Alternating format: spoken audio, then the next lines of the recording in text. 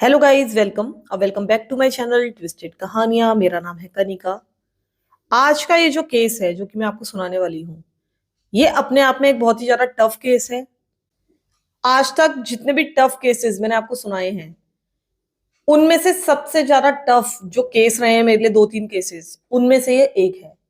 क्योंकि इस केस को आप तक कैसे डिलीवर करना है, कैसे बताना है, ये भी मेरे लिए बहुत ज्यादा कठिन होने वाला है। और ये इस केस को सुनते सुनते आपको समझ में आ ही जाएगा। हालांकि मैं बहुत ज्यादा ग्राफिक डिटेल्स आपको नहीं दूंगी इस केस की, क्योंकि जितनी भी डिटेल्स मुझे लगता है मैं आपको दूंगी, उतने से ही आप समझ जाएंगे कि ये केस कितना ज्यादा डिस्गस्टिंग। अब मैंने ये डिसाइड किया है कि मैं वीक में वन स्टोरी लेकर आऊंगी अपने इस चैनल में, और वन स्टोरी लेकर आऊंगी अपने दूसरे चैनल में। और जो स्टोरी मैं संडे को लेकर आऊंगी, वो स्टोरी चाहे कितनी भी लंबी हो, लेकिन मैं उसको एक ही पार्ट में डालूंगी। तो मैं कोशिश करूंगी कि जब वो यूट्यूब से पास हो जाए, अगर कोई स्टोरी फंस भी गई है तो वो यूट्यूब से जब पास हो जाए तब मैं उसको पोस्ट करूं। तो इस तरह से आपको पूरी स्टोरी, चाहे वो 1 घंटे की हो, 1.5 घंटे की या 2 घंटे की भी हो जाए, लेकिन मैं एक ही पार्ट में सुनाने की कोशिश करूंगी। तो फिलहाल सीधे शुरू करते हैं हम अपना आज का ये केस। आज का ये केस है गायनोकोलॉजिस्ट का, जिसका नाम है डॉक्टर रॉबर्ट हेडन। उसने अपने प्रोफेशन में यानी कि काम करने के दौरान पता नहीं कितनी ज्यादा पेशेंट्स को एब्यूज किया, सेक्सुअली एब्यूज किया। और ये नंबर ना सिर्फ सैकड़ों में बल्कि हजारों में भी हो सकता है, लेकिन इसकी सारी विक्टिम्स अभी तक सामने नहीं आई हैं। ये जो सारा एब्यूज का सिलसिला था, ये 2 दशकों से भी ज्यादा समय तक चलता रहा, यानी कि 20 साल से भी ज्यादा समय तक ये सक्सेसफुली अपनी पेशेंट्स के साथ मिसबिहेव करता रहा। और उस दौरान कोई भी इसको पकड़ नहीं पाया, जो कि अपने आप में एक बहुत ही अजीब सी बात है। ये केस है डॉक्टर रॉबर्ट हेडन का, जिसका जन्म हुआ था 1959 में। और उसकी एग्जैक्ट डेट ऑफ बर्थ मुझे पता नहीं है, क्योंकि इंटरनेट में अलग अलग डेट ऑफ बर्थ दी हुई है। उसका जन्म हुआ था लॉन्ग आइलैंड, न्यूयॉर्क में। यहीं पर वो पला बढ़ा, और यहीं पर वो अपने 3 सिबलिंग्स और अपने पेरेंट्स के साथ रहा करता था। ऐसा बताया जाता है कि रॉबर्ट का बचपन कुछ खास अच्छा नहीं था। वो बहुत ज्यादा लोनली रहता था, बहुत ज्यादा कंफ्यूज रहता था।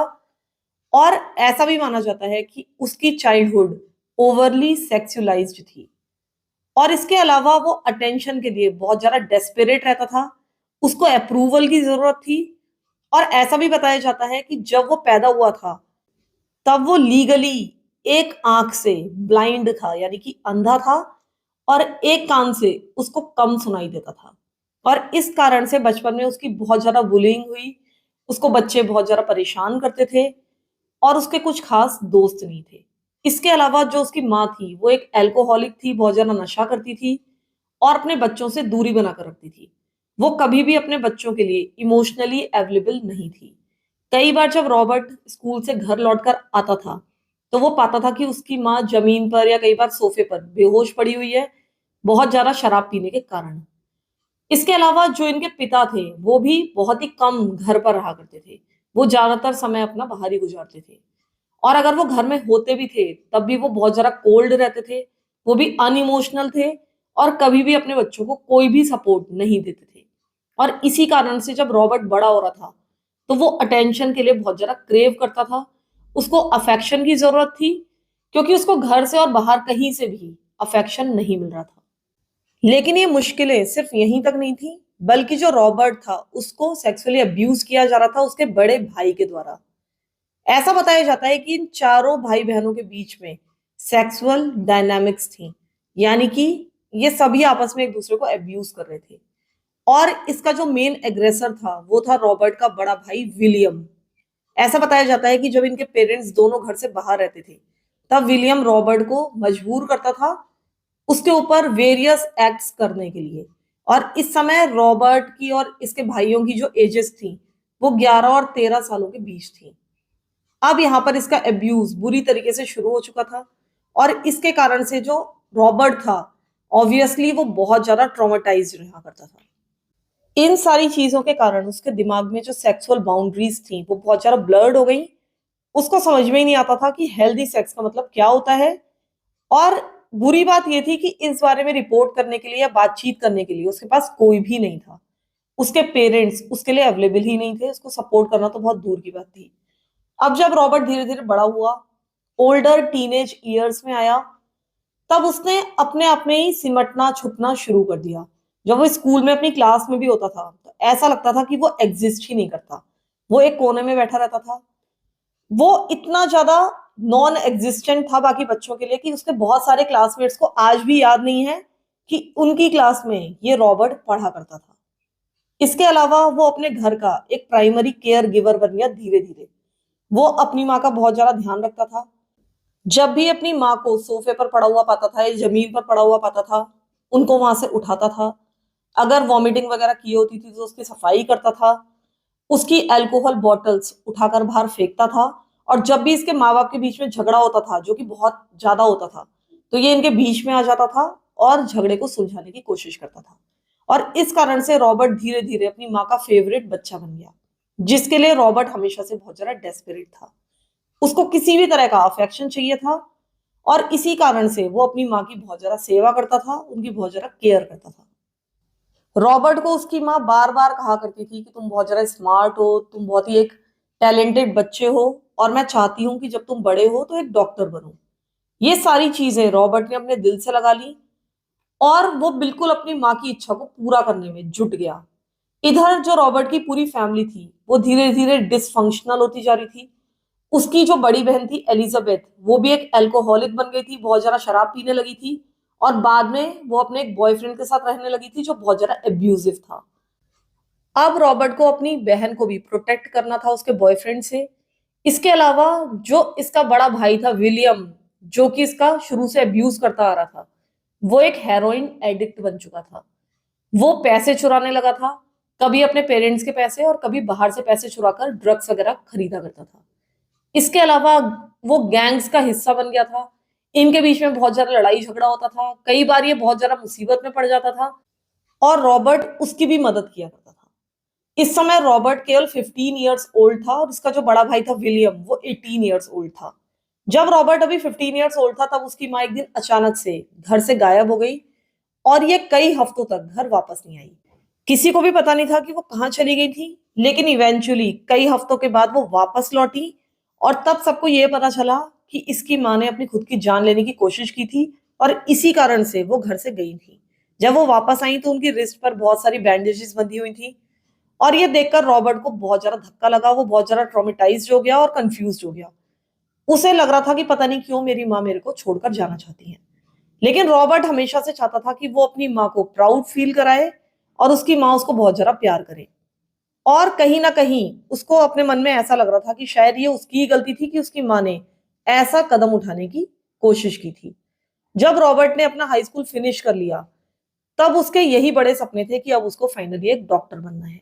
वो अपनी माँ की विशेज़ को पूरा करना चाहता था। वो अपनी माँ के लिए कुछ भी करने के लिए तैयार था और इस कारण से उसने बहुत ज़्यादा पढ़ाई की और अंत में उसने मेडिकल डिग्री ली फ्लोरिडा से। उसके बाद एक बार फिर से ये बैकग्राउंड में चला गया, उसकी ज़िंदगी में कुछ ख़ास इम्पोर्टेंट नहीं चल रहा था, सब कुछ नॉर्मल चल रहा था इसकी ज़िंदगी में। तभी अचानक से रॉबर्ट की ज़िंदगी में कुछ ख़ास हुआ और वो ये था कि वो अपनी फ्यूचर वाइफ़ से मिलने वाला था। इसकी फ्यूचर वाइफ़ का नाम था कैरोल। ये दोनों आपस में प्यार करने लगे, इनसेपरेबल हो गए और हमेशा एक-दूसरे के साथ-साथ रहते थे। ये कई सालों तक एक-दूसरे को डेट करते रहे और फाइनली इन दोनों ने शादी कर ली। इसके बाद इनके 2 बच्चे हुए।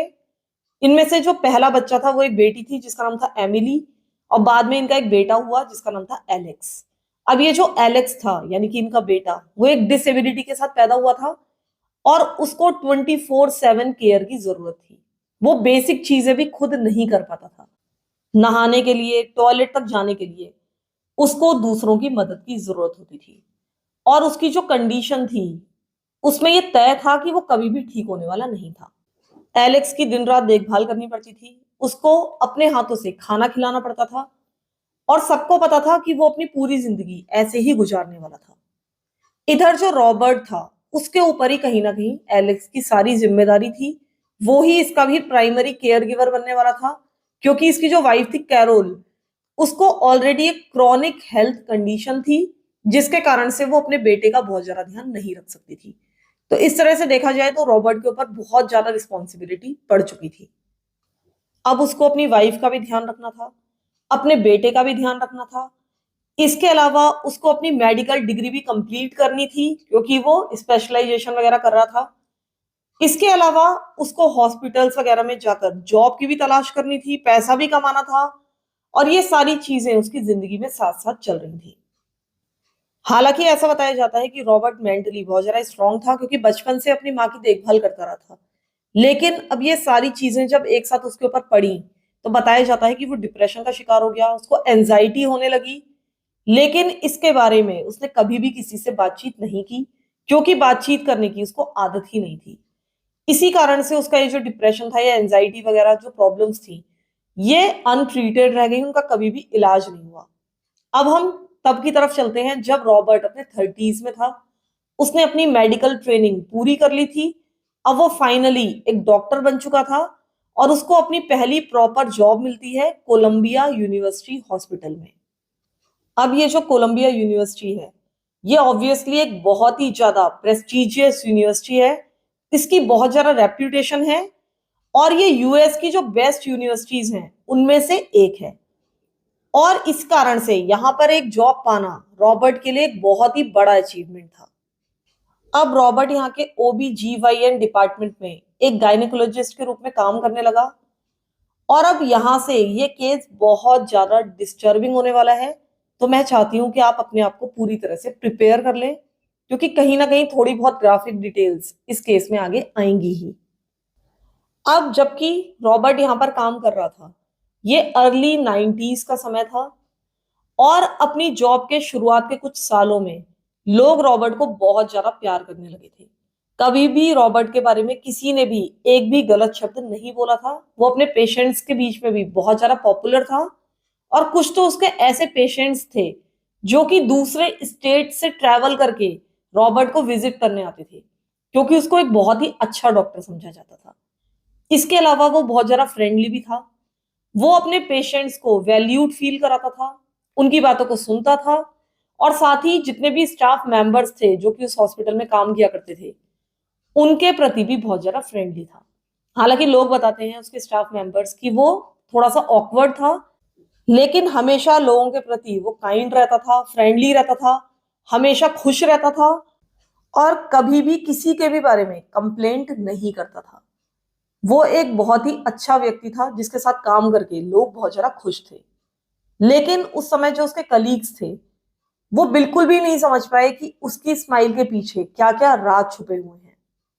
शुरुआत में रॉबर्ट जिस तरह की हरकतें अपने पेशेंट के साथ कर रहा था, वो किसी ने विटनेस कर ली थी एकदम शुरुआत में ही। एक दिन जबकि रॉबर्ट अपनी एक पेशेंट को चेक कर रहा था, तो उस समय एक दूसरी स्टाफ मेंबर यानी कि एक नर्सिंग असिस्टेंट जिसका नाम था टेरी, वो भी कमरे में मौजूद थी, क्योंकि ये एक नियम है कि अगर कोई मेल गायनेक किसी पेशेंट को चेक कर रहा है, तो वहां पर एक फीमेल नर्स भी रहनी जरूरी है। वो जनरली हर देश में ही है। तो टेरी नाम की ये नर्स वहां पर मौजूद थी। वो वहां पर खड़ी होकर नोट्स वगैरह ले रही थी, नोट्स बना रही थी। और रॉबर्ट ने जब ये एग्जामिनेशन पूरा कर लिया, तब उसने पेशेंट को टेबल से नीचे आने के लिए कहा। एग्जामिनेशन ओवर हो चुका था, और तब टेरी यानी कि नर्सिंग असिस्टेंट वहां से चली गई, जो कि एक स्टैंडर्ड प्रोसीजर था। डॉक्टर अकेले में ही पेशेंट से बात किया करते हैं। अब डॉक्टर को पेशेंट से कुछ टेस्ट रिजल्ट्स के बारे में बातचीत करनी थी, अपनी मेज पर बैठकर। अब जब टेरी कमरे से निकलकर बाहर जा रही थी, अभी वो कॉरिडोर में ही थी, तभी उसने रियलाइज किया कि उसने अपना स्टेथोस्कोप अंदर ही छोड़ दिया है, और उसकी उसको जरूरत थी। तो वो जल्दी से अंदर जाने लगी रॉबर्ट के रूम में अपना स्टेथोस्कोप वापस लेने के लिए। उसने सबसे पहले दरवाजे को नॉक किया, क्योंकि ऑब्वियसली वहां पर डॉक्टर और पेशेंट कुछ कॉन्फिडेंशियल बातचीत कर रहे होंगे। वो उनको डिस्टर्ब नहीं करना चाहती थी, और चाहती थी कि वो चुप हो जाएं। लेकिन जब अंदर से कोई रिप्लाई नहीं मिला, उसको अंदर से किसी ने अंदर आने के लिए नहीं बोला, तब टेरी ने धीरे से दरवाजा पुश किया, दरवाजा खोल लिया, और अंदर झांक कर देखा तो पाया कि अंदर कोई भी नहीं था। अब उसको अंदर वाले रूम में जाना था, यानी कि एग्जामिनेशन रूम में जाना था अपना स्टेथोस्कोप लेने के लिए। जैसे ही उसने अंदर कदम रखा, जो उसने देखा उसको देखकर वो हॉरिफाइड रह गई। उसने देखा कि जो पेशेंट है वो एक बार फिर से एग्जामिनेशन टेबल में लेटी हुई है, जो कि बिल्कुल भी नॉर्मल नहीं था। एग्जामिनेशन ओवर हो चुका था, पेशेंट को उस टेबल पर नहीं होना चाहिए था, और अगर वो वहां पर मौजूद थी तो वहां पर किसी नर्स को भी होना चाहिए था। अब ये जो पेशेंट थी उसके पैरों पर एक शीट पड़ी हुई थी, लेकिन जो डिस्टर्बिंग चीज उस दिन टेरी ने वहां पर देखी वो ये थी कि रॉबर्ट एग्जामिनेशन टेबल के दूसरे छोर पर मौजूद था, और अपने बाएं हाथ से उसने उस औरत के पैर को खोला हुआ था, और अपने राइट हैंड से वो कुछ ना कुछ फिडलिंग कर रहा था, जो कि बहुत ज्यादा डिस्टर्बिंग लग रहा था। अब रॉबर्ट का हाथ वहां पर नजर नहीं आ रहा था क्योंकि वो शीट के अंदर था, लेकिन टेरी क्योंकि एक नर्स थी उसको पता था कि ये सारी की सारी चीजें सही नहीं थी और नहीं होनी चाहिए थी। साथ ही उसने ये भी देखा कि रॉबर्ट ने अपनी आंखें बंद की हुई थी, उसका चेहरा पूरी तरह से लाल था, और उसका जो हेड था वो सीलिंग की तरफ यानी कि ऊपर की ओर उठा हुआ था। सच तो यह था कि उस दिन टेरी के बाहर जाने के बाद डॉक्टर रॉबर्ट ने एक बार फिर से अपनी पेशेंट से बोला था कि कुछ एग्जामिनेशन रह गए हैं और तुम्हें एक बार फिर से अंदर चलना पड़ेगा। अब पेशेंट तो अपने डॉक्टर पर पूरी तरह से विश्वास करता है। वो उसके साथ अंदर चली गई, उसने उसके पैरों को एक शीट के साथ कवर कर दिया ताकि वो ना देख पाए कि वो क्या कर रहे हैं। उसके बाद उसने फॉन्डलिंग करनी शुरू कर दी। वो अपनी बहुत ही घटिया डिजायर्स को सेटिस्फाई कर रहा था, और इसी कारण से उसकी जो आंखें थी वो बंद थी, क्योंकि कहीं ना कहीं वो अपने आप को प्लेजर कर रहा था। इन सारी चीजों का ऑब्वियसली कोई भी मेडिकल पर्पस नहीं था। अब यहाँ पर टेरी ने क्या किया होगा? आपको लगता है कि उसने जाकर रिपोर्ट किया होगा, उसके बाद डॉक्टर रॉबर्ट को गिरफ्तार कर लिया गया होगा? लेकिन ऐसा कुछ भी नहीं हुआ, ये आपको भी पता है, नहीं तो ये केस 20 सालों तक ना खींचता। उस दिन टेरी ने जो कुछ भी देखा उसको देखकर वो बहुत ज्यादा घबरा गई थी। उसे पता था कि वो गलत कर रहा है, लेकिन बस वो सीधे रूम से बाहर निकल गई। वो बहुत ज्यादा फ्रोजन थी, बहुत ज्यादा ट्रॉमेटाइज्ड थी, लेकिन उसने बाहर आकर कभी भी किसी को एक भी शब्द इस घटना के बारे में नहीं बताया। इसका कारण यह था कि वो बस एक नर्सिंग असिस्टेंट थी, और अगर वो डॉक्टर्स के खिलाफ कुछ भी बोलती तो शायद उसकी खुद की नौकरी चली जाती। उसके पास इन सारी चीजों के कोई भी सबूत भी नहीं थे, इसलिए उसने किसी को भी कुछ भी नहीं बताया। हालांकि मैं इस बात से सहमत नहीं हूं, वो एक नर्सिंग असिस्टेंट थी, उसके ऊपर भी पेशेंट्स की जिम्मेदारी थी, और अगर डॉक्टर रॉबर्ट कुछ भी गलत कर रहा था तो उसको नतीजों की परवाह ना करते हुए इन सारी चीजों को रिपोर्ट करना चाहिए था। डॉक्टर रॉबर्ट बहुत सारे फीमेल पेशेंट्स के साथ ये सारी चीजें लगातार करता आ रहा था। जब टेरी ने उसको देखा था उससे पहले से ये सारा सिलसिला चल रहा था, और ये सारी चीजें उसके बाद भी लगातार चलती रही। शुरुआत में जब उसने ये सारा सिलसिला शुरू किया था, वो ज्यादातर यंगर वुमेन को टारगेट किया करता था, क्योंकि उसको ऐसा लगता था कि ये जो सारी लड़कियां हैं ये अपना मुंह नहीं खोलेंगी। उनको पता भी नहीं है कि अगर किसी गायनी के पास जाते हैं तो उनको क्या एक्सपेक्ट करना चाहिए और किस तरह के टेस्ट वहां पर होते हैं। इसके अलावा ऐसी महिलाएं जिनकी फर्स्ट प्रेगनेंसी होती थी उनको भी ये अब्यूज करता था, क्योंकि उनको भी नहीं पता था कि किस तरह के चेकअप्स वहां पर किए जाते हैं। वो ज्यादातर कमजोर पेशेंट्स को चुना करता था, और अपनी ज्यादातर पेशेंट्स के साथ एक क्लोज रिलेशनशिप बनाने की कोशिश किया करता था। इसी कारण से रॉबर्ट को उसके बहुत सारे पेशेंट्स काफी पसंद किया करते थे, वो उनको काफी फ्रेंडली लगता था, और यही वो चाहता था। वो अपने पेशेंट्स को कंफर्टेबल फील कराना चाहता था, ताकि उनके साथ वो कुछ भी करे तो वो उनको नॉर्मल लगे। वो उनसे उनकी पर्सनल लाइफ के बारे में बातचीत किया करता था, उनकी बातें सुनता था, और अपनी खुद की पर्सनल लाइफ, अपनी वाइफ, अपने बच्चों के बारे में बातचीत किया करता था। और इसी कारण से सारे के सारे पेशेंट्स को वो बहुत ज्यादा रिलेटेबल लगता था। वो उनको बिल्कुल भी इंटिमिडेटिंग डॉक्टर नहीं लगता था। वो उनको अपना पर्सनल फोन नंबर दिया करता था, और कहता था कि दिन रात कभी भी तुम मुझे फोन कर सकते हो, कोई भी प्रॉब्लम हो तो मुझसे बात कर सकते हो, जो कि जनरली डॉक्टर्स नहीं करते हैं। ऐसा बताया जाता है कि वो कई कई घंटों तक अपने पेशेंट्स के साथ बातचीत किया करता था। अगर वो किसी भी प्रॉब्लम के लिए उसको फोन करती थी तो इन बातचीत को वो लंबी खींचा करता था। इन सारी चीजों से उसको प्लेजर मिलता था, जो कि बहुत ज्यादा डिस्गस्टिंग है। जनरली वो अपने पेशेंट्स के साथ यही किया करता था कि नर्स के बाहर जाने के बाद वो इनसे कहा करता था कि एक चीज रह गई है, मुझे आपको फिर से इंस्पेक्ट करना है, और इसके बाद ये अपनी पेशेंट्स को अब्यूज किया करता था। अगर कभी भी कोई भी पेशेंट ऐसा पूछती थी कि आप क्या कर रहे हैं, या फिर इसका विरोध करती थी, तो वो इनको गैसलाइट किया करता था, कहता था कि ये सब कुछ बिल्कुल नॉर्मल है, और मैं तुम्हारा नॉर्मल एग्जामिनेशन कर रहा हूँ, और शायद तुम पहली बार अपना एग्जामिनेशन करा रही हो, इसलिए इतना ज्यादा घबरा रही हो। वो अपने पेशेंट्स को नीचा दिखाता था, वो इस तरह की मेडिकल टर्मिनोलॉजी यूज करता था जिसके बारे में उन्होंने पहले कभी भी नहीं सुना था। तो एक तरह से वो अपनी पोजीशन ऑफ पावर, अपनी अथॉरिटी को पूरी तरह से मिस यूज कर रहा था अपनी पेशेंट्स को मैनिपुलेट करने के लिए। अब उसकी कई पेशेंट्स को तो ऐसा लगता था कि ये सब कुछ बिल्कुल नॉर्मल है और ऐसा ही एग्जामिनेशन किया जाता है, लेकिन अगर कुछ पेशेंट्स को ऐसा लगता था कि कुछ इनएप्रोप्रिएट किया जा रहा है तो वो इसके पास जाना बंद कर दिया करती थी।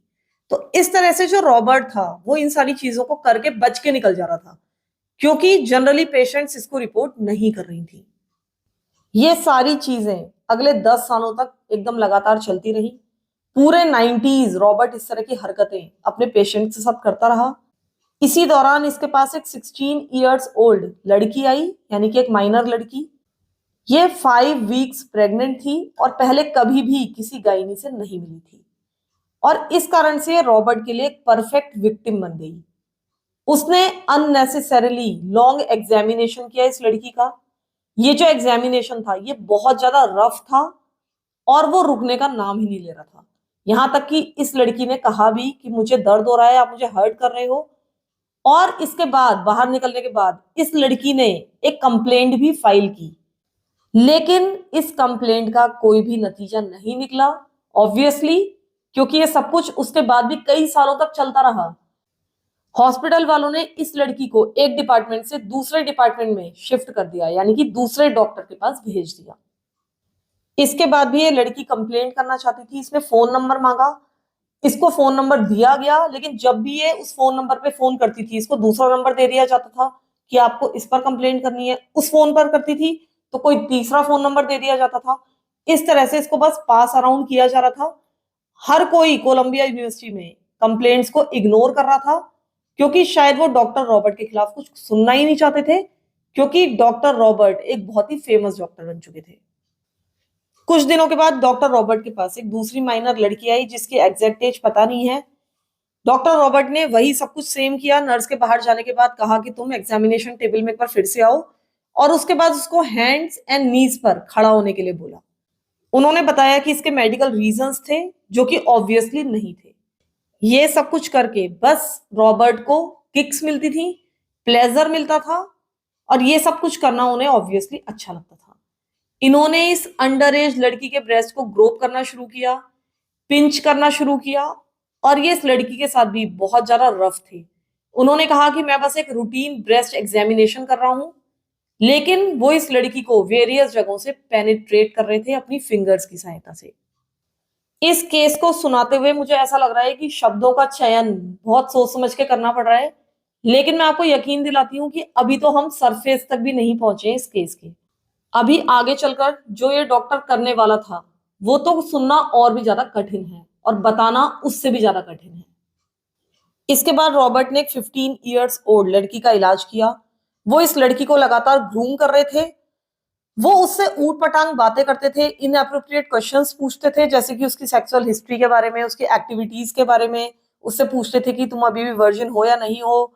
इसके अलावा वो उसके इंटरकोर्स के बारे में भी बहुत सारे पर्सनल सवाल पूछा करते थे, और ये सारी बातें वो उस समय कर रहे होते थे जबकि एक नर्सिंग असिस्टेंट उस कमरे में मौजूद होती थी। ज्यादातर ये जो हरकतें थी नर्सिंग असिस्टेंट के सामने ही होती थी। रॉबर्ट की हिम्मत अब बहुत ज्यादा बढ़ती जा रही थी। रॉबर्ट अब इन सारी चीजों को एक दूसरे लेवल पर ले जाने लगे थे। रॉबर्ट एग्जामिनेशन के दौरान अपने ग्लव्स रिमूव कर देते थे। जो भी लड़कियां अंदर जाती थी उनसे स्ट्रिप करने को कहते थे, और उसके बाद जगह जगह से उनकी बॉडी को ग्रोप करते थे, जगह जगह पर पेनिट्रेशन करते थे। और एक बार फिर से मैं आप लोगों को इस तरह की ग्राफिक लैंग्वेज यूज करने के लिए सॉरी बोलना चाहूंगी, लेकिन ये सारी चीजें कोर्ट के डॉक्यूमेंट्स में लिखी हुई हैं। ये सारी चीजें सुनने में बहुत ज्यादा अनकंफर्टेबल है और इनके बारे में बात करना भी बहुत ज्यादा अनकंफर्टेबल है, लेकिन इस तरह के केसेस के बारे में बात करना बहुत जरूरी है। अगर हम इस तरह के केसेस के बारे में बात नहीं करेंगे, अपने बच्चों को नहीं बताएंगे, तो उनके साथ भी ऐसा कुछ हो सकता है।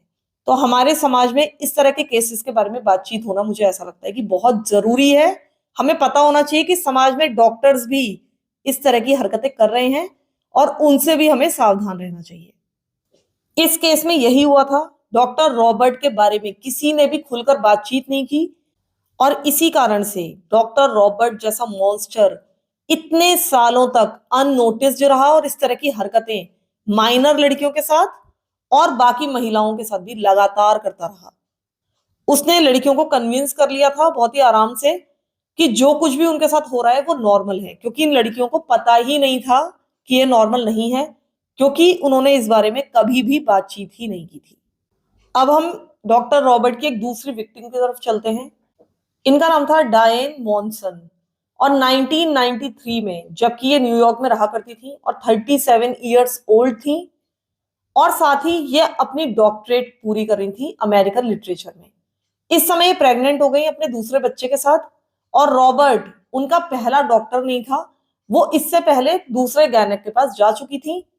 लेकिन बाद में इन्होंने रॉबर्ट के पास जाने का डिसीजन लिया, क्योंकि इनको ऐसा लगता था कि कोलंबिया यूनिवर्सिटी के डॉक्टर्स ज्यादा प्रोफेशनल हैं, ज्यादा अच्छे हैं।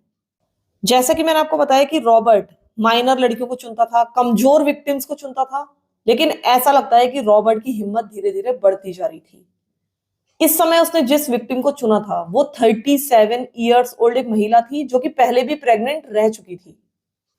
तो डायन उस दिन डॉक्टर रॉबर्ट से मिलने के लिए आई, क्योंकि डॉक्टर रॉबर्ट का जो हॉस्पिटल था यानी कि कोलंबिया यूनिवर्सिटी हॉस्पिटल, ये डायन के घर के ज्यादा पास भी था। और साथ ही डायन की एक फ्रेंड ने भी डॉक्टर रॉबर्ट को रिकमेंड किया था कि वो एक बहुत ही अच्छा डॉक्टर है। तो 1 अक्टूबर मॉर्निंग में डायन अपने अपॉइंटमेंट के लिए डॉक्टर रॉबर्ट से मिलने के लिए जाती है और तुरंत ही डॉक्टर रॉबर्ट उसका ब्रेस्ट और पेल्विक एग्जामिनेशन करना शुरू कर देता है। लेकिन जैसे ही डायन का ब्रेस्ट एग्जामिनेशन शुरू होता है वो तुरंत ही समझ जाती है कि सब कुछ ठीक नहीं है। वो पहले भी कई सारे गायनेक के पास जा चुकी थी और उसको पता था कि डॉक्टर जिस तरह से एग्जामिनेशन कर रहा है वो ठीक नहीं है, वो एक डॉक्टर का हाथ बिल्कुल नहीं था। ये एग्जामिनेशन बहुत लंबा चला। डायन कहीं ना कहीं सोचने लगी कि शायद कुछ ना कुछ गड़बड़ है, शायद इसको कोई ना कोई प्रॉब्लम नजर आई है, इसी कारण से इस तरह से एग्जामिनेशन कर रहा है या इतनी देर तक कर रहा है, और इसी कारण से शायद ये डिफरेंट टेक्निक्स भी यूज कर रहा है। इसी कारण से डायन ने इससे पूछा भी कि सब कुछ ठीक है या नहीं है, क्या कुछ गड़बड़ है। लेकिन रॉबर्ट ने कहा कि नहीं नहीं, कोई गड़बड़ नहीं है, everything is fine, don't worry. और जब रॉबर्ट ने ये कहा तो फिर डायन समझ गई थी कि ये जानबूझकर इतना लंबा इस एग्जामिनेशन को खींच रहा था। ये बोलते बोलते भी डॉक्टर रॉबर्ट लगातार ग्रोपिंग कर रहा था उसके ब्रेस्ट की। अब डायन को बहुत ज्यादा वायलेटेड फील होने लगा और अजीब सी बात तो ये थी कि उस समय एक फीमेल नर्सिंग असिस्टेंट भी उस कमरे में मौजूद थी। नर्स ये सब कुछ देख रही थी, लेकिन नर्स बहुत ज्यादा ऑकवर्ड नजर आ रही थी। वो डॉक्टर रॉबर्ट और पेशेंट की तरफ बिल्कुल नहीं देख रही थी। कहीं ना कहीं उसके मन में वो जानती थी कि जो कुछ भी चल रहा है वो सब कुछ बहुत ज्यादा गलत है और वो इसको एक्नॉलेज नहीं करना चाहती थी।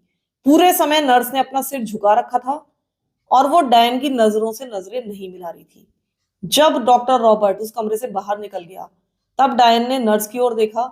नर्स भी अब उसकी तरफ देख रही थी और नर्स की तरफ देखकर डायन समझ गई थी कि नर्स की आंखों में कुछ ऐसा था जो कि कह रहा था कि डोंट कम बैक हियर, यहां वापस मत आना, और जो कुछ भी यहाँ चल रहा है वो सब कुछ गलत है। अब डायन समझ गई थी कि डॉक्टर रॉबर्ट एक बहुत ही गंदा डॉक्टर है, बहुत ही गड़बड़ आदमी है और वो अभी अभी उसके द्वारा असॉल्ट हो चुकी है। और ये सब कुछ उसके लिए एक बहुत ही बड़ा धक्का था, क्योंकि कोई भी अपने डॉक्टर से इस तरह की चीजें एक्सपेक्ट कर ही नहीं सकता। पहले तो डायन ने सोचा था कि वो पुलिस के पास इसकी कंप्लेंट करेगी, लेकिन बाद में उसने ये बातें रूल आउट कर दी। उसको ऐसा लगा कि कोई भी इसकी बात नहीं मानेगा। उनको ऐसा लगेगा कि एक मेल डॉक्टर के पास गई थी और अनकंफर्टेबल हो गई। तो उसने डिसाइड किया कि वो कोलंबिया यूनिवर्सिटी को एक लेटर लिखेगी और शायद बाकी महिलाओं को इस डॉक्टर से बचा पाए। तो उसने एक लेटर लिखा कोलंबिया यूनिवर्सिटी के नाम, जिसमें उसने लिखा कि I am 37 years old, have had many gynaecological examinations in the past and until being examined by Dr. Hayden, I have never experienced being so disturbed by the way a breast or a pelvic exam was conducted. उसने ये letter post कर दिया Colombia university को। ये letter मिला भी, लेकिन उन्होंने इसके बाद क्या किया, वही किया जो कि आप सोच रहे हैं। उन्होंने पूरी तरीके से इस लेटर को इग्नोर कर दिया, एक तरह से इस लेटर को दफन कर दिया, और उसके बाद जो कुछ भी वहां पर चल रहा था वो सब कुछ चलता रहा। एक तरह से देखा जाए तो कोलंबिया यूनिवर्सिटी डॉक्टर हेडन के क्राइम को दबा रहा था, उसको कवर अप कर रहा था, और इसी कारण से कोलंबिया यूनिवर्सिटी हॉस्पिटल भी उतना ही जिम्मेदार है इन सारी घटनाओं के लिए जितना डॉक्टर रॉबर्ट है। अब क्योंकि रॉबर्ट के खिलाफ कुछ भी नहीं हो रहा था, वो लगातार अपने पेशेंट्स को अभी भी असॉल्ट करता रहा, और जो लोग अब डॉक्टर रॉबर्ट के साथ काम कर रहे थे, जैसे कि रिसेप्शनिस्ट या उसके नर्सिंग असिस्टेंट्स या बाकी स्टाफ, अब वो डॉक्टर रॉबर्ट के डॉजी बिहेवियर को पूरी तरीके से समझ चुके थे।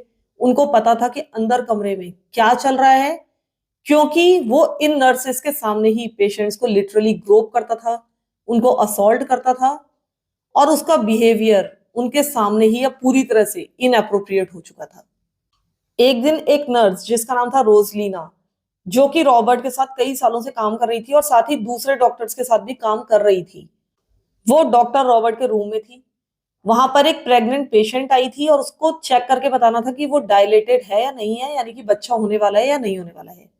तब रोजलीना ने देखा कि डॉक्टर रॉबर्ट अपनी फिंगर्स रब कर रहा था उसके शरीर के ऊपर, पेशेंट्स को सेक्सुअल वे में ट्रीट कर रहा था, और रोजलीना पहले भी हजारों सर्विकल एग्जामिनेशंस को देख चुकी थी, बाकी सारे डॉक्टर्स के साथ काम कर चुकी थी, लेकिन उसने सिर्फ रॉबर्ट को ये सब कुछ करते हुए देखा था। कोई और डॉक्टर कभी भी इस तरह का बिहेव नहीं करता था, और ऐसा करने का कोई भी मेडिकल रीजन नहीं था। लेकिन रोजलीना ने भी कभी भी इस घटना को रिपोर्ट नहीं किया, उसने भी इस घटना को पूरी तरह से इग्नोर कर दिया। और उसके बाद अगले 6 सालों तक जबकि वो डॉक्टर रॉबर्ट के साथ काम करती रही, उसने और सैकड़ों पेशेंट्स के साथ ये सब कुछ होते हुए विटनेस किया। बाद में एक और नर्स जिसका नाम पता नहीं है, उसने एक बार सीनियर मैनेजमेंट के पास जाकर कंप्लेंट की थी रॉबर्ट की कि वो एग्जामिनेशन रूम से नर्सेस को बाहर निकाल दिया करते हैं, जो कि प्रोटोकॉल के खिलाफ है। लेकिन उसकी कंप्लेंट्स पर भी कभी भी ध्यान नहीं दिया गया, उनको इग्नोर कर दिया गया। और अजीब सी बात तो ये है कि ये जो नर्स थी जिसने कंप्लेंट की थी रॉबर्ट की, वो प्रेग्नेंट हो गई थी बाद में, और उसने डिसाइड किया था कि वो अपने कलीग यानी कि डॉक्टर रॉबर्ट को ही अपना गायनेक चुनेगी। तो उसने डॉक्टर रॉबर्ट को ही अपना डॉक्टर बनाया। तो यही एज्यूम किया जाता है कि शायद इस नर्स को पता नहीं था कि एग्जामिनेशन रूम के अंदर क्या होता है, बस क्योंकि वो प्रोटोकॉल के खिलाफ था इस कारण से ही उसने डॉक्टर रॉबर्ट की कंप्लेंट की थी, लेकिन उसे ये पता नहीं था कि वो एक परवर्ट है। अगर इसको पता होता तो वो कभी भी इसको अपना गायनी नहीं चुन सकती थी। और अजीब सी बात तो ये थी कि इस नर्स को भी एग्जामिनेशन के लिए वो अपने एग्जामिनेशन रूम में लेकर गया, क्योंकि ले जाना ही था, वो उसकी पेशेंट थी। लेकिन रॉबर्ट अब इतना ज्यादा बोल्ड हो चुका था कि इस नर्स को टेबल पर लिटाने के बाद उसने वही सब कुछ करना शुरू कर दिया जो कि वो बाकी पेशेंट्स के साथ किया करता था। उसने यहां तक कि अपना प्राइवेट पार्ट इस नर्स की बाहों पर रगड़ा। ये सारी की सारी चीजें वो नर्स टॉलरेट कर रही थी। अब वो खुद भी डॉक्टर रॉबर्ट की एक विक्टिम बन चुकी थी, और वो बहुत ज्यादा स्टन रह गई, बहुत ज्यादा सदमे में आ गई। उसको विश्वास ही नहीं हुआ कि उसके साथ क्या चल रहा है। वो उस कमरे से जब बाहर निकली तो वो सीधा रिसेप्शनिस्ट की तरफ गई, और वहां जाकर उसने कहा that man is a pervert. और रिसेप्शनिस्ट ने जवाब दिया आई नो।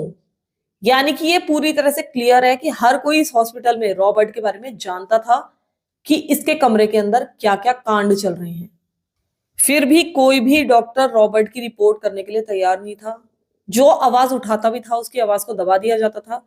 इसी कारण से इनको पता था कि ना तो इनकी बात सुनी जाएगी और ना ही उस पर विश्वास किया जाएगा, क्योंकि डॉक्टर रॉबर्ट इस हॉस्पिटल के लिए ज्यादा इंपॉर्टेंट था और ज्यादा पॉपुलर था।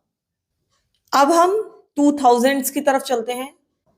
अब तक 10 साल बीत चुके थे, और जो डॉक्टर रॉबर्ट था वो करीब दिन में 25 to 40 पेशेंट्स चेक किया करता था। यानी कि हर वीक वो सैकड़ों पेशेंट्स को चेक किया करता था। इसका मतलब है कि हर साल कुछ हजार पेशेंट्स को वो देखा करता था।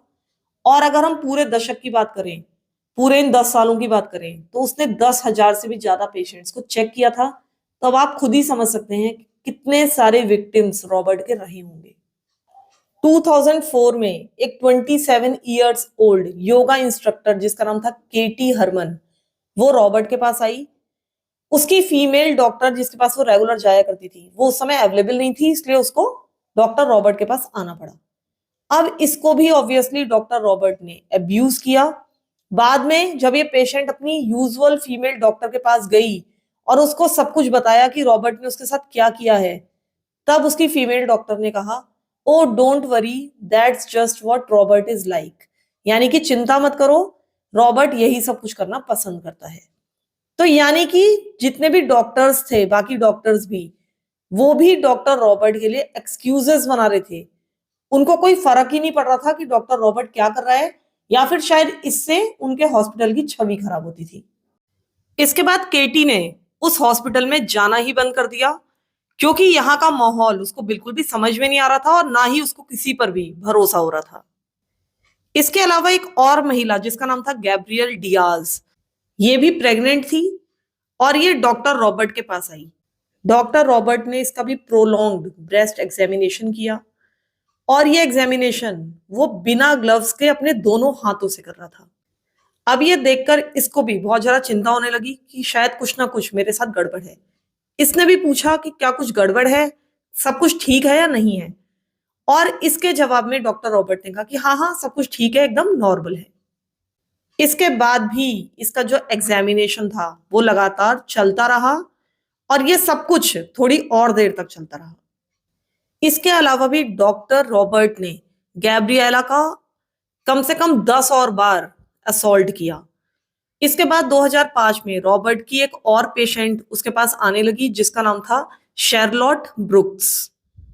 अगले करीब 2 सालों तक ये डॉक्टर रॉबर्ट के पास आती रही और समय के साथ साथ डॉक्टर रॉबर्ट का बिहेवियर उसके साथ बहुत ज्यादा बिजार, बहुत ज्यादा डिस्टर्बिंग होता जा रहा था।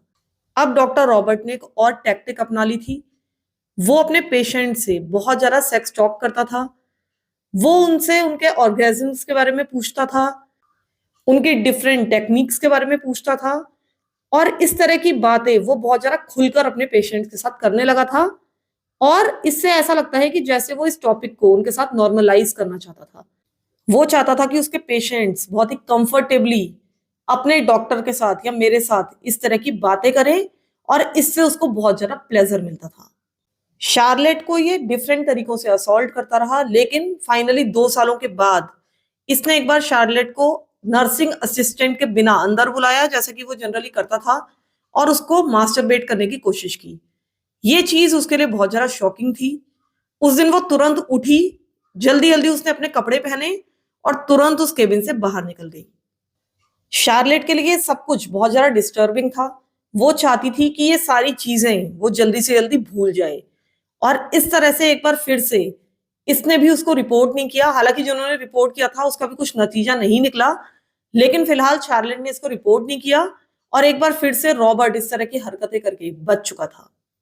और यहाँ पर मैं एक पॉज लेना चाहूंगी और एक बार फिर से आपको याद दिलाना चाहूंगी कि जिस डॉक्टर रॉबर्ट की बात मैं कर रही हूँ उसके घर में उसकी वाइफ और 2 बच्चे मौजूद हैं और इस समय रॉबर्ट की एज करीब उसके मिड 40s में है।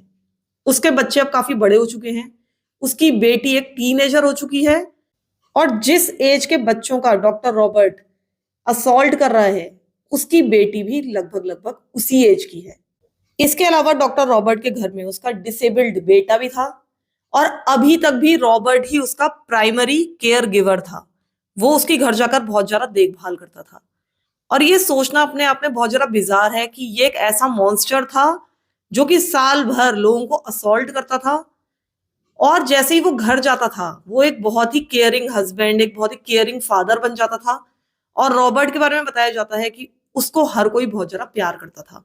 उसके नेबर्स, उसके रिश्तेदार, उसके घर वाले, सभी के लिए वो एक बहुत ही आइडियल व्यक्ति था। उसके बारे में कभी भी किसी भी व्यक्ति ने गलत नहीं बोला था। इसके अलावा रॉबर्ट के बारे में बताया जाता है कि वो एक अमेजिंग हस्बैंड भी था।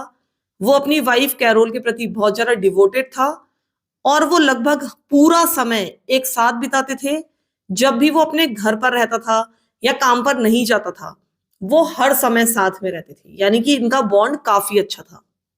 लेकिन जैसे ही रॉबर्ट अपने घर से निकलकर अपने काम पर जाता था वो एक सेक्सुअल प्रीडेटर बन जाता था और वो करीब 10 सालों से भी ज्यादा समय से ये सब कुछ हरकतें करके बचता रहा था और इसी कारण से उसकी हिम्मत अब बहुत ज्यादा बढ़ती जा रही थी।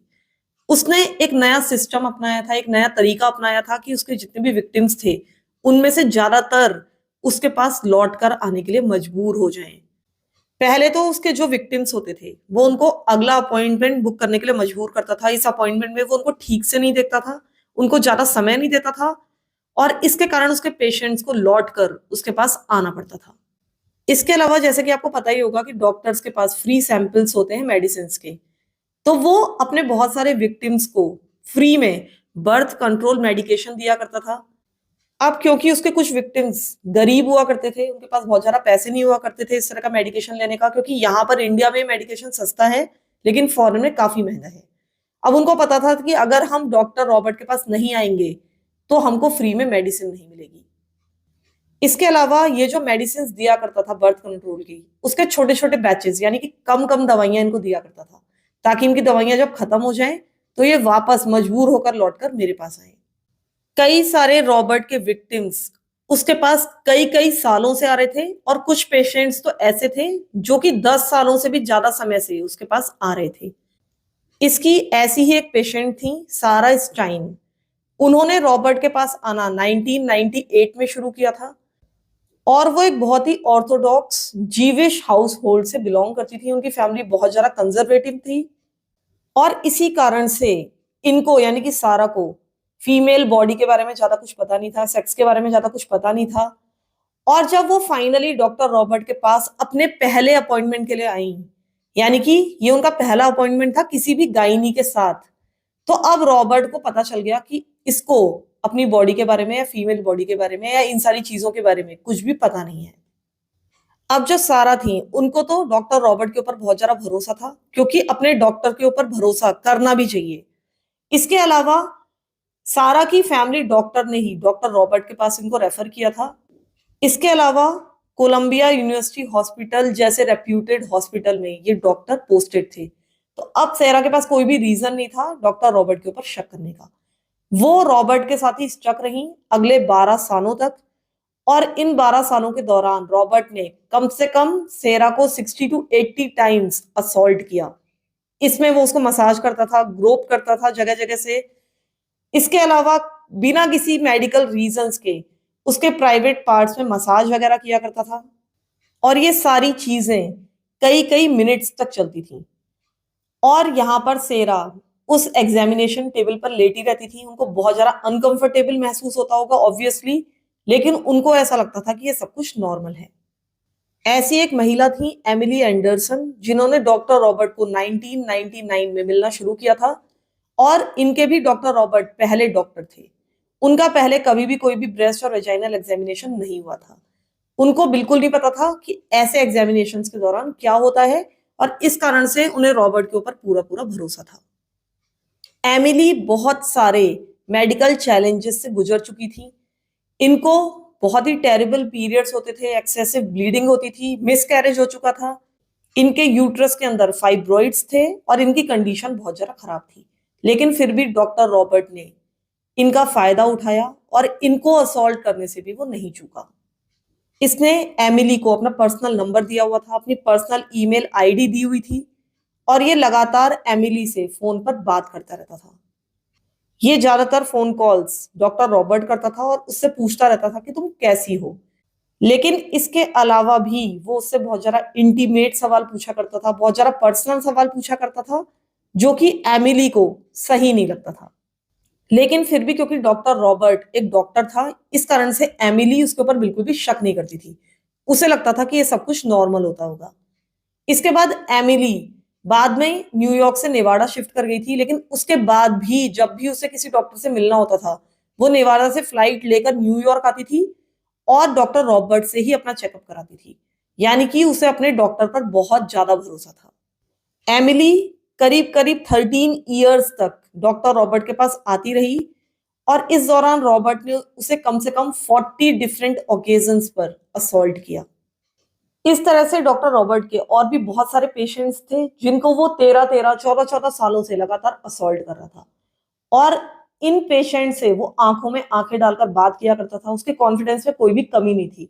उसको शायद ऐसा लगता ही नहीं था कि मैं कुछ गलत कर रहा हूं। लेकिन अब रॉबर्ट के खिलाफ बहुत सारी कंप्लेंट्स आने लगी थी।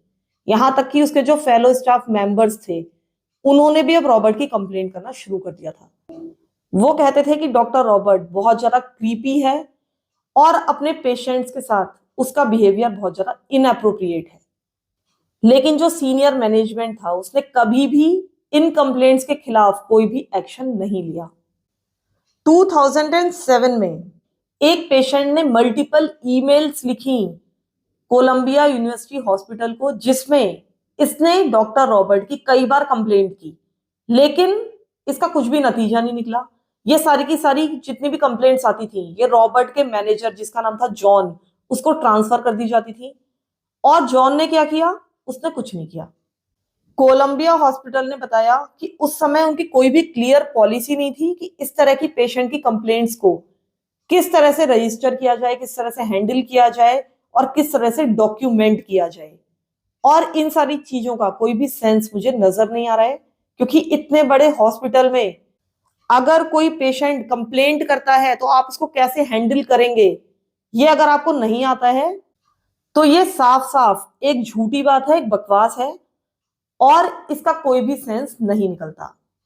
इस तरह के पेशेंट्स की कंप्लेंट्स को बार बार घुमा दिया जाता था, डिफरेंट सेक्शंस में भेज दिया जाता था और कई बार उनको यह कहा जाता था कि उनके साथ जो कुछ भी हुआ है वो परफेक्टली नॉर्मल है और इसमें कुछ भी गलत नहीं है।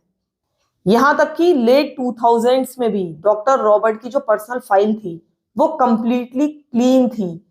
हालांकि इसके खिलाफ मल्टीपल कंप्लेंट्स हुई थी स्टाफ मेंबर से भी और पेशेंट से भी, लेकिन उसके बाद भी डॉक्टर रॉबर्ट की पीएफ में वो सारी कंप्लेंट्स फाइल नहीं की गई और उसकी फाइल को एकदम क्लीन रखा गया।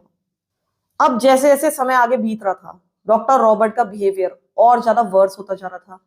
अब डॉक्टर रॉबर्ट ने अपने उन पेशेंट्स को भी अब्यूज करना शुरू कर दिया था जो यहाँ पर चाइल्ड बर्थ के लिए आई थी। वो उनको उस समय अब्यूज करता था जिस समय वो अपने बच्चे को जन्म दे रही होती थी। डॉक्टर रॉबर्ट ने अब डिलीवरी रूम में भी काम करना शुरू कर दिया था और वो ऐसे समय जबकि महिलाएं अपनी जिंदगी के सबसे इंपॉर्टेंट समय से गुजर रही होती थी, जबकि उनके लिए पीड़ादायक समय भी था लेकिन उनकी जिंदगी में खुशी भी आने वाली थी, उस समय रॉबर्ट उनको असॉल्ट करना शुरू कर देता था, उनके प्राइवेट पार्ट से फंडल करना शुरू कर देता था, उनको मास्टरबेट करने की भी कोशिश करता था। और ये सारी चीजें पेशेंट को बिल्कुल भी समझ में नहीं आती थी कि ये क्या नॉर्मल है या ये एक एबनॉर्मल बिहेवियर है। ऐसी ही इसकी एक पेशेंट थी जिसका नाम था ईवा सैंटोस, जो कि 18 इयर्स ओल्ड थी और वो करीब करीब अपने 18 घंटे के लेबर से गुजर रही थी। वो बहुत ज्यादा दर्द में थी, लेकिन इन 18 घंटों के दौरान एवा ने बाद में बताया कि रॉबर्ट ने उसको बहुत बार असॉल्ट किया, मल्टीपल टाइम्स उसको इनअप्रोप्रिएट तरीके से टच किया और इससे एवा को बहुत ज्यादा अनकंफर्टेबल फील हो रहा था। और ये जो वो टच कर रहा था वो बिना ग्लव्स के कर रहा था। एवा ने कंप्लेंट भी की कि जिस तरह से रॉबर्ट उसको ट्रीट कर रहा है वो मुझे ठीक नहीं लग रहा है, लेकिन रॉबर्ट ने उसको पूरी तरीके से इग्नोर कर दिया, उसको मैनिपुलेट करने की कोशिश की, उससे कहा कि ये सब कुछ बिल्कुल नॉर्मल है, चाइल्ड बर्थ के दौरान ये सारी चीजें करनी पड़ती हैं। इसके अलावा एक दूसरी महिला थी जिसका नाम था लॉरी। वो चाइल्ड बर्थ से 2 दिन पहले अपना फाइनल एग्जामिनेशन कराने डॉक्टर रॉबर्ट के पास पहुंची और इस दौरान रॉबर्ट ने उसको इंस्पेक्ट करना शुरू कर दिया और उसके बाद अपनी पूरी की पूरी फिस्ट यानी कि हाथों की मुट्ठी बनाकर उसने उसके विजाइना में एंटर कर दिया। लॉरी बुरी तरीके से दर्द में चिल्लाने लगी। उसके लिए एक बहुत ही ट्रॉमेटिक एक्सपीरियंस था और इसके बाद रॉबर्ट तुरंत ही कमरे से बाहर चला गया जैसे कि कुछ हुआ ही ना हो। लॉरी ने बताया कि जो कुछ भी रॉबर्ट ने उसके साथ किया था वो उसकी जिंदगी में आज तक का सबसे ज्यादा पेनफुल मोमेंट था। लेकिन फिलहाल लॉरी वहां से उठी और बाहर चली गई। उसे ऐसा लगा कि शायद ये सब कुछ नॉर्मल होता होगा। अब हम 2010 की तरफ चलते हैं। रॉबर्ट करीब पिछले 20 सालों से डेली बेसिस पर अपने पेशेंट को अब्यूज कर रहा था और सब कुछ अभी तक उसके साथ नॉर्मल चल रहा था, उसके खिलाफ कुछ भी नहीं हुआ था और जो भी कंप्लेंट्स हो रही थी वो भी लगातार इग्नोर होती जा रही थी। 2010 तक वो करीब 50 इयर्स ओल्ड हो चुका था और अब इस समय इसकी जिंदगी में कुछ बहुत ही सिग्निफिकेंट हुआ और वो ये था कि इसकी माँ की डेथ हो गई। अब यहां पर मुझे ऐसा लगता है कि रॉबर्ट के बचपन के बारे में मुझे एक बार फिर से आपको याद दिलाना चाहिए, क्योंकि शायद आप भूल गए होंगे। रॉबर्ट का बचपन में सेक्सुअल असॉल्ट हुआ था अपने ही भाई के द्वारा। ये चारों भाई बहन आपस में सेक्सुअली असॉल्ट करते थे एक दूसरे को और इनके माँ बाप इन पर ध्यान नहीं देते थे, आपको याद होगा। लेकिन रॉबर्ट अपनी माँ की बहुत ज्यादा केयर करने लगा था और अपनी माँ की विशेष के कारण ही वो डॉक्टर बना था। और अभी भी रॉबर्ट अपनी माँ से बहुत ज्यादा प्यार करता था। उसकी जिंदगी में उसकी माँ उसके लिए सबसे ज्यादा इंपॉर्टेंट थी। और जब उनकी डेथ हुई तो वो बहुत ज्यादा डिस्टर्ब्ड हो गया। हालांकि देखा जाए तो वो पूरी तरह से डिस्टर्ब्ड पहले से ही था, लेकिन इसके बाद ऐसा बताया जाता है कि वो एक डीप डिप्रेशन में चला गया। उसने बहुत सारा वेट लूज किया और उसको थेरेपी भी लेनी पड़ी इस दुख से और इस डिप्रेशन से निकलने के लिए, जो कि मुझे लगता है कि थेरेपी उसको अपने इस घटिया बिहेवियर के लिए भी ले लेनी चाहिए थी साथ साथ ही, लेकिन इसने ऐसा नहीं किया। इसीलिए केस आगे चलकर और भी ज्यादा घटिया और भी ज्यादा शॉकिंग होने वाला है। अगले 2 साल यानी कि 2010 से 2012 तक उसकी जिंदगी थोड़ी सी ब्लर्ड रही। उसके बारे में कुछ ज्यादा जानकारी नहीं है क्योंकि वो बहुत ज्यादा डिप्रेस्ड था और बहुत ज्यादा दुख से गुजर रहा था। इसके अलावा भी उसकी जिंदगी में बहुत सारे हेल्थ इश्यूज आ गए थे। लेकिन इन 2 सालों के दौरान भी वो लगातार अपने पेशेंट्स को अब्यूज कर रहा था और ये अब्यूज उसका डेली रूटीन में चल रहा था, यानी कि इसमें कोई कमी नहीं थी। अब क्योंकि वो अभी तक पकड़ा नहीं गया था, इसलिए वो और ज्यादा बोल्ड होता जा रहा था। उसका बिहेवियर यहां से और ज्यादा डिस्टर्बिंग होने वाला था। 2010 में, जबकि अभी हाल ही में उसकी मां की मौत हुई थी, तब रॉबर्ट ने एक नई टैक्टिक निकाली अब्यूज करने की, और वो थी मोल चेक करने की। यानी कि जो तिल होते हैं शरीर पर उनको चेक करने का एक नया फंडा निकाला उसने। वो अपने पेशेंट्स को बताया करता था कि उसको उनके शरीर के मोल्स चेक करने होंगे, क्योंकि मोल्स से बहुत सारी बीमारियों का पता चलता है। इस कारण से उसके पेशेंट्स को उसके सामने स्ट्रिप करना पड़ता था। उसके बाद रॉबर्ट उनके शरीर को जगह जगह से ग्रोप करता था, पकड़ता था और शरीर को डिफरेंट जगहों से खोल खोल कर देखता था उनके मोल्स चेक करने के लिए। 2011 में एक महिला जिसका नाम था सैंड्रा, वो रॉबर्ट को विजिट करने के लिए आई। उसने इस महिला का प्रोलॉन्ग्ड ब्रेस्ट एग्जामिनेशन किया। जिस तरह से वो अपने बाकी पेशेंट्स को असॉल्ट करता था वैसा किया। उसके प्राइवेट पार्ट्स को बहुत लंबे समय तक चेक किया, इनअप्रोप्रिएटली टच किया और उससे बहुत ही ज्यादा पर्सनल बातें कर रहा था, बहुत ही घटिया बातें कर रहा था। सैंड्रा बहुत ज्यादा अनकंफर्टेबल फील कर रही थी, लेकिन फाइनली जब उसने सैंड्रा से कहा कि तुम स्ट्रिप हो जाओ, अपने सारे कपड़े उतार दो और मुझे तुम्हारी बॉडी के मोल्स चेक करने हैं, तब सैंड्रा ने मना कर दिया। उसने कहा कि नहीं, मुझे अपने मोल्स चेक कराने की जरूरत नहीं है। अगर आप मेरी बीमारी चेक नहीं कर पा रहे हैं तो मैं किसी दूसरे डॉक्टर के पास चली जाऊंगी। उसके बाद वो उठी और वो वहां से बाहर निकल गई, लेकिन वो बहुत ज्यादा अनकंफर्टेबल वहां पर फील कर रही थी, जो कि उसने बाद में बताया। बहुत सारे पेशेंट्स को इसके बाद भी उसने मोल चेक करने के नाम पर स्ट्रिप करवाया और उनको अब्यूज किया। अब रॉबर्ट ये सारी चीजें बहुत लंबे समय से करता आ रहा था। चीजें बहुत ज्यादा सिक एंड ट्विस्टेड होती जा रही थी, लेकिन अब जो वो करने वाला था उसने सारी की सारी सीमाएं क्रॉस कर दी थी। अब रॉबर्ट ने अपने पेशेंट्स का प्राइवेट पार्ट लीक करना शुरू कर दिया था। और ये सारी चीजें मैं आपको बता रही हूँ, मुझे बताने में भी बहुत अजीब लग रहा है। तो जो उसकी विक्टिम्स रही होंगी जिन्होंने ये सब कुछ झेला है, उनकी मेंटल कंडीशन का आप अंदाजा लगा ही सकते हैं। ये सारी चीजें ऐसा माना जाता है कि उसने कम से कम 2008 से करनी शुरू कर दी थी, क्योंकि जिस पेशेंट ने यानी कि मेलिसा टेलर ने अपनी कहानी बताई है, ये घटना उसके साथ 2008 में ही हुई थी। मेलिसा को डॉक्टर रॉबर्ट के ऊपर बहुत ज्यादा भरोसा था। इसने मेलिसा के साथ एक बहुत अच्छा रिलेशनशिप बना लिया था, उससे बातचीत कर करके, और ये रॉबर्ट के ऊपर बहुत ज्यादा भरोसा करती थी। वो पेंसिल्वेनिया में रहती थी, लेकिन उसके बाद भी 4 घंटों की राउंड ट्रिप करके ये न्यूयॉर्क आती थी इससे ही अपना इलाज कराने। तो यानी कि उसको डॉक्टर रॉबर्ट के ऊपर बहुत ज्यादा भरोसा था। डॉक्टर रॉबर्ट ने मेलिसा को कई बार असॉल्ट किया। कम से कम 12 डिफरेंट ओकेजन्स पर उसको असॉल्ट किया गया था और ये असॉल्ट्स 10 महीने के अंदर हो चुके थे। मेलिसा जब प्रेग्नेंट हुई तब भी वो लगातार उसके प्राइवेट पार्ट्स को इंस्पेक्ट करता था, उसको मास्टरबेट करने की कोशिश करता था, और ये सारी चीजें मेलिसा को बहुत ज्यादा ऑकवर्ड लगती थी। एक बार उसने मेलिसा के प्राइवेट पार्ट में अपनी फिंगर्स डाल दी और जब मेलिसा घबरा गई, उसने पूछा कि क्या हुआ है, तो उसने कहा कि मैं बेबी के हेड को टच करने की कोशिश कर रहा हूं। और उसके बाद अचानक से झुककर उसने मेलिसा को लिक करना शुरू कर दिया। और आप समझ ही सकते हैं कि मेलिसा के ऊपर क्या गुजर रही होगी। वो अपनी गायनी के साथ एक अपॉइंटमेंट में थी और वो डॉक्टर उसके साथ इस तरह की हरकतें कर रहा था। मेलिसा को ऐसा लग रहा था कि जैसे वो किसी ऑल्टरनेटिव रियलिटी में है और ये सब कुछ वाकई में नहीं हो रहा है। वो एकदम शॉक में चली गई और जब डॉक्टर रॉबर्ट ने उसको असॉल्ट कर लिया तब उसने मेलिसा से कहा कि चाइल्ड बर्थ से पहले ये सारी चीजें करना बहुत ज्यादा जरूरी होता है और इसलिए मैंने ये किया है, ये बेबी के लिए अच्छा है। ये सब कुछ करने के बाद उसने मेलिसा का प्रोलॉन्ग्ड ब्रेस्ट एग्जामिनेशन भी किया। इसके बाद उसने अपना इरेक्ट प्राइवेट पार्ट मेलिसा के शरीर पर रब किया।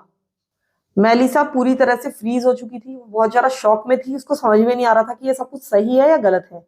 लेकिन अभी सब कुछ मेलिसा के लिए ओवर नहीं हुआ था। उस दिन तो मेलिसा चली गई, लेकिन मेलिसा के बच्चे का जन्म इसी हॉस्पिटल में होना था और वो भी सी सेक्शन के द्वारा। तो अब उसको लौटकर आना ही था। उसका ऑपरेशन हुआ और उसके बाद उसको अपने सर्जिकल स्टेपल्स निकालने के लिए वापस आना पड़ा एक बार फिर से डॉक्टर रॉबर्ट के पास। डॉक्टर रॉबर्ट ने इसको स्ट्रिप करने के लिए कहा, आगे की तरफ झुकने के लिए कहा और अपने टोज छूने के लिए कहा। उसके बाद वो उसको पीछे से इंस्पेक्ट करने लगा और उसने कहा कि ये सब कुछ बिल्कुल नॉर्मल है।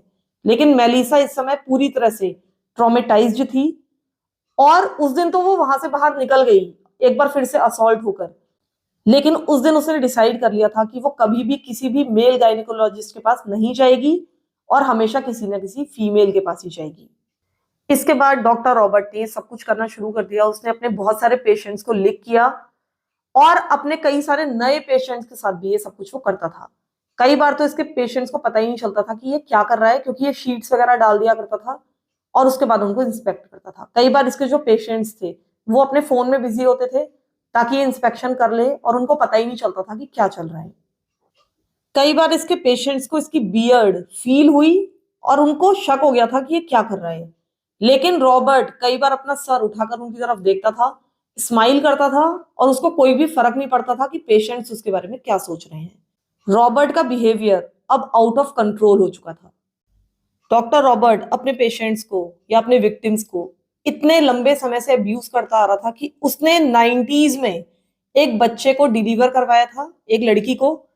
बाद में जब वो एक टीनेजर बनी तब वो एक बार फिर से डॉक्टर रॉबर्ट के पास आई अपना इलाज कराने के लिए और उसने अपनी ही डिलीवर कराई हुई उस लड़की को असॉल्ट किया। तो आप समझ सकते हैं कि ये सब कुछ कितने लंबे समय से लगातार चलता आ रहा था और रॉबर्ट को अभी तक कोई भी इससे प्रॉब्लम नहीं हुई थी। आश्चर्य की बात तो यह है कि इस केस की बहुत ही कम कवरेज आपको ऑनलाइन दिखेगी। पता नहीं क्यों, लेकिन इस केस को बहुत ज्यादा कवर नहीं किया गया है। अब तक डॉक्टर रॉबर्ट के बारे में सुन सुनकर आपका खून खौल चुका होगा, लेकिन अब फाइनली हम इस कहानी के या इस केस के सेटिस्फाइंग पार्ट की तरफ बढ़ रहे हैं। अब यहां से रॉबर्ट का डाउनफॉल जल्दी ही शुरू होने वाला था, लेकिन अनफॉर्चुनेटली उसकी एक और विक्टिम अभी इस केस में आनी बाकी थी। 2012 में एक महिला जिसका नाम था लॉरी, वो अनफॉर्चुनेटली डॉक्टर रॉबर्ट की पेशेंट बनी। वो एक प्रोफेशनल डांसर थी और इस समय उसकी एज थी 38 ईयर्स। फिलहाल वो 8 मंथ्स प्रेग्नेंट थी और जल्दी ही उसकी ड्यू डेट आने वाली थी और इस कारण से लॉरी बहुत ज्यादा चिंतित थी। उसका पहले एक मिसकैरेज हो चुका था। इसके अलावा हाल ही में उसके स्पाइनल ट्रीटमेंट्स हुए थे और इसी कारण वो एक हाई रिस्क पेशेंट थी। उसको पता था कि उसके केस में बहुत सारे कॉम्प्लिकेशंस हैं और इस प्रेगनेंसी में आगे चलकर दिक्कतें हो सकती हैं। और इन्हीं दिक्कतों से बचने के लिए लॉरी इस रेप्यूटेड हॉस्पिटल में आई थी और एक रेप्यूटेड डॉक्टर से मिली थी जो था डॉक्टर रॉबर्ट। जब शुरू में लॉरी डॉक्टर रॉबर्ट से मिली तो वो उसको बहुत ही ज्यादा पसंद आया, क्योंकि वो काफी फ्रेंडली था, बहुत ज्यादा सॉफ्ट स्पोकन था और उसके लिए वो एक फादरली फिगर था। उसको देखकर उसे अपने पिता की याद आती थी। इसके अलावा उसने ये भी बताया कि उसे देखकर उसे सेंटा क्लॉज की याद आती थी। हालांकि धीरे धीरे अब लॉरी को अपने यूजुअल जो उसके रेगुलर अपॉइंटमेंट्स होते थे उसमें उसको लगने लगा था कि चीजें कुछ खास सही नहीं चल रही हैं। जब वो एग्जामिनेशन टेबल में होती थी, जब उसके ऊपर कपड़ा डाल दिया जाता था यानी कि शीट्स डाल दी जाती थी, तब उसको कुछ ना कुछ अपने प्राइवेट पार्ट्स पर मॉइस्ट महसूस होता था, गीलापन महसूस होता था। लेकिन उसको कोई आइडिया नहीं था कि ये डॉक्टर रॉबर्ट है और वो उसको लिख कर रहा है। वो कई बार लॉरी को मैस्टरबेट करता था और यहां तक कि लॉरी ने उसको कई बार ग्रंट करते हुए और मोन करते हुए सुना था, एक बहुत ही सेक्सुअल वे में। यहां तक कि लॉरी की ब्लीडिंग भी शुरू हो गई थी एक दो बार। और ये सब कुछ रॉबर्ट तब कर रहा था जबकि लॉरी अपने बच्चे को जन्म देने से बस कुछ ही दिन दूर थी। लॉरी को ऐसा लग रहा था कि हो सकता है कि ये सब कुछ नॉर्मल होता हो, इसी तरह से एग्जामिनेशन किया जाता हो। बस फिलहाल वो अपना फोकस अपने चाइल्ड बर्थ पर करना चाहती थी।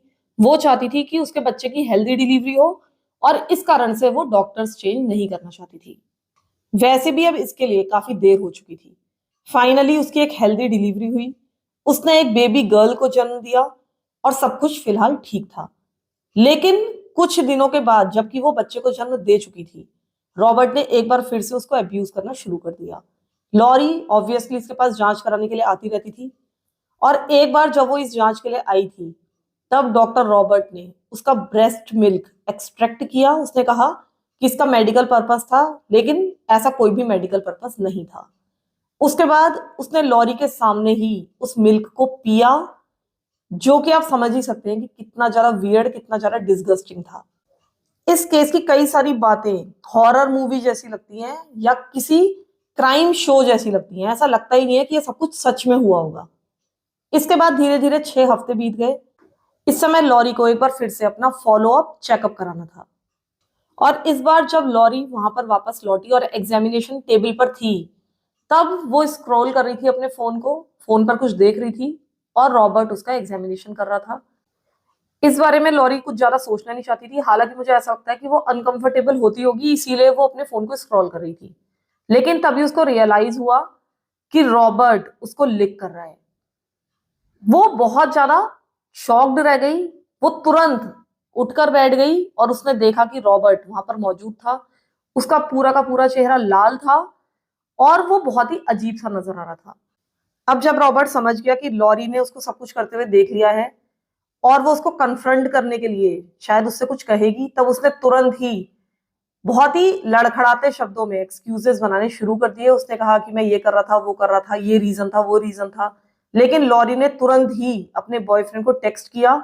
उसने लिखा, doctor Hayden just licked my vagina, I am shaking and I am freaking out. अब जो लॉरी का बॉयफ्रेंड था उसने ज्यादा कुछ सोचा नहीं। वो ये देखकर, ये पढ़कर बहुत ज्यादा हैरान रह गया था। वो जो कुछ भी कर रहा था वो काम उसने वहीं पर छोड़ा। तुरंत ही भागकर उसने एक टैक्सी पकड़ी। उसने सीधे टैक्सी ड्राइवर को $50 दिए, जबकि ये जो हॉस्पिटल था वो सिर्फ 2 ब्लॉक ही दूर था। लेकिन वो तुरंत वहां पर पहुंचना चाहता था। फौरन ही वो हॉस्पिटल में पहुंचा, डॉक्टर रॉबर्ट के ऑफिस में पहुंचा और सीधा उस रूम में घुस गया जहां पर लॉरी मौजूद थी। अब इसकी कोई जानकारी नहीं है कि वहां पर उसको डॉक्टर रॉबर्ट मिला या नहीं मिला, उनके बीच में कोई बातचीत हुई या नहीं हुई। लेकिन ये पता है कि उस दिन लॉरी के बॉयफ्रेंड ने सीधे 911 को कॉल किया और शायद उसको समझ में ही नहीं आ रहा था कि वो क्या कहे, वो किन शब्दों में इस समस्या को या इस कांड को एक्सप्लेन करे। तो आप ये 911 रिकॉर्डिंग सुन सकते हैं। इसमें लॉरी का बॉयफ्रेंड 911 ऑपरेटर से कह रहा है कि डॉक्टर रॉबर्ट ने लॉरी को ओरली टच किया है। इससे ज्यादा उसको समझ में नहीं आया कि वो क्या कहे। 1-1 operator 1520, where's your emergency? My fiance was at her OBGYN. He basically did something inappropriate to her. Okay, did he? I just went up there and took her from there and brought her home. Did he harass her, sir? What? No, he basically touched her orally. Okay. इसके बाद वहां पर तुरंत ही police पहुंच गई। उन्होंने lorry का statement लिया और उसके बाद लॉरी अपने घर चली गई। लेकिन लॉरी को तुरंत ही एक फोन कॉल आया डॉक्टर रॉबर्ट का। अब डॉक्टर रॉबर्ट उसको फोन क्यों कर रहा था उसको बिल्कुल समझ में नहीं आया और ना ही वो उठाने वाली थी। उसको पता था कि फिलहाल उसको इस कॉल को इग्नोर करना है, उसको इस डिस्टर्ब, इस सिक आदमी से कोई बात नहीं करनी है। ऑब्वियसली वो बात करने वाली नहीं थी, लेकिन उसके बाद रॉबर्ट ने उसको एक वॉइस मैसेज भेजा और ये वॉइस मैसेज आप खुद सुन सकते हैं। Hi Lori, it's Dr. Haddon calling. It's like 4:30 on Friday. You know, I just got word that you called the office and you're upset and you were calling the police. What the heck happened? What's going on? You know, please, can we talk? If you can, please just give the office a call or come back and, you know, talk face to face. I just got word from like the first from the secretary and then from our office manager here and the nurse. I'm very upset. I don't know what's going on. So please call me back or all right. इस recording में वो बहुत ज्यादा casual दिखने की कोशिश कर रहा है, जैसे कि उसको समझ में ही ना आ रहा हो कि ये सब कुछ क्या चल रहा है और लॉरी उससे इतनी ज्यादा नाराज क्यों हो गई।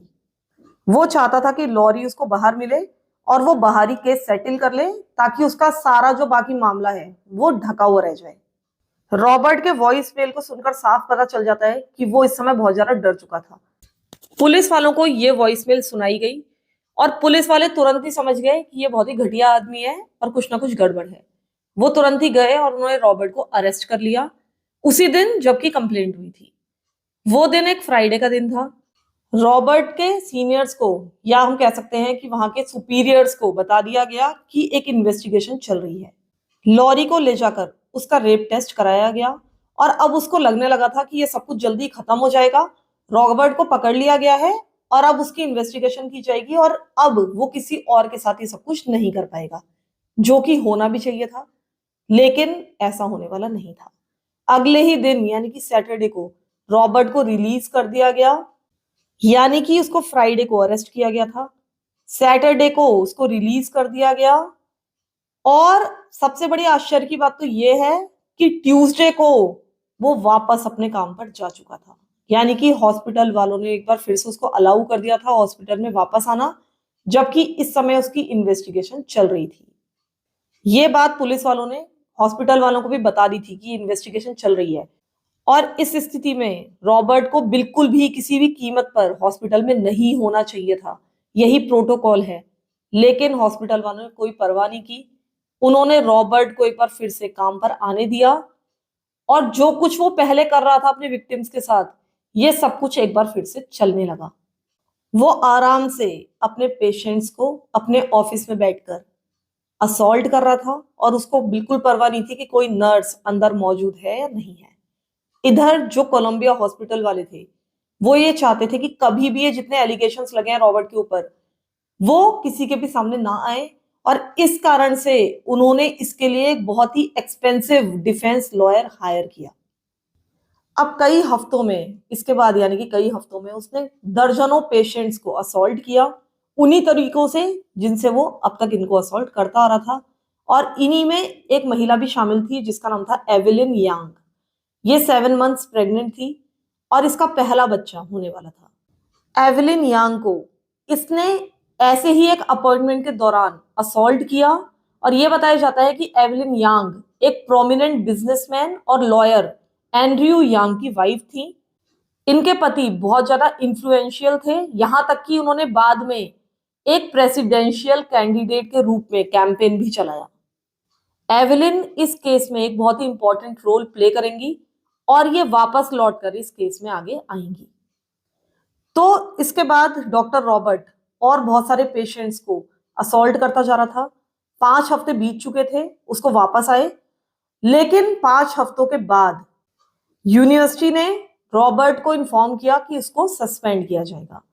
फिलहाल उसको हॉस्पिटल में आने के लिए रोक लगा दी गई, लेकिन कुछ महीनों के बाद रॉबर्ट और यूनिवर्सिटी एक एग्रीमेंट पर आई। इन लोगों ने डिसाइड किया कि तुम्हें हम इज्जत से रिटायर होने देंगे और तुम अर्ली रिटायरमेंट ले लो, ताकि ये जितने भी एक्यूजेशंस तुम्हारे ऊपर लगे हैं, जितने भी असॉल्ट केसेस तुम्हारे खिलाफ चल रहे हैं, वो कभी भी लोगों के सामने ना आ पाए। यही दिखाया जाएगा कि तुमने खुद ही अर्ली रिटायरमेंट ले लिया है। अगर हम तुम्हें सस्पेंड करेंगे तो हॉस्पिटल का नाम खराब होगा। इससे ये पता चलता है कि कहीं ना कहीं अब हॉस्पिटल वाले भी समझ गए थे कि अगर इसको हम हॉस्पिटल में रखेंगे तो वो खतरे से खाली नहीं है और आगे चलकर केस और ज्यादा बिगड़ सकता है। तो ये डॉक्टर, ये सो कॉल्ड डॉक्टर जो पिछले 2 डेकेड से 2 दशकों से लगातार अपने पेशेंट्स को असॉल्ट करता आ रहा था, उसको रेस्पेक्टफुली रिटायर होने का मौका दिया उसके हॉस्पिटल ने। तो अब रॉबर्ट रिटायरमेंट ले चुका था, उसने अपना रिटायरमेंट एंजॉय करना शुरू कर दिया था। वो अपनी वाइफ और दोनों बच्चों के साथ एक बहुत अच्छी जिंदगी बिताने लगा और इधर इसके खिलाफ एक फॉर्मल इन्वेस्टिगेशन लगातार चल रही थी। जब रॉबर्ट के पेशेंट्स ने पूछा रॉबर्ट के बारे में तो उसने बताया कि उसने अर्ली रिटायरमेंट ले लिया है।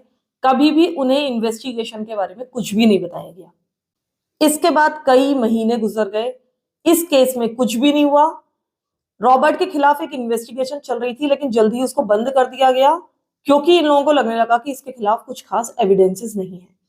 लॉरी बहुत ज्यादा हॉरिफाइड रह गई। वो इसके खिलाफ गवाही देना चाहती थी और इसको कोर्ट में घसीटना चाहती थी, लेकिन ऐसा लग रहा था कि कोई भी उसका साथ नहीं दे रहा था। लेकिन लॉरी ने हिम्मत नहीं हारी। उसने एक सिविल सूट दायर किया और रॉबर्ट को उसने कोर्ट में घसीटा। और रॉबर्ट के साथ साथ उसने उस यूनिवर्सिटी को भी कोर्ट में घसीटा जिसने इतनी ज्यादा लापरवाही दिखाई थी। लेकिन कुछ खास फायदा नहीं हो रहा था, इस केस में कुछ खास प्रोग्रेस नहीं हो रही थी।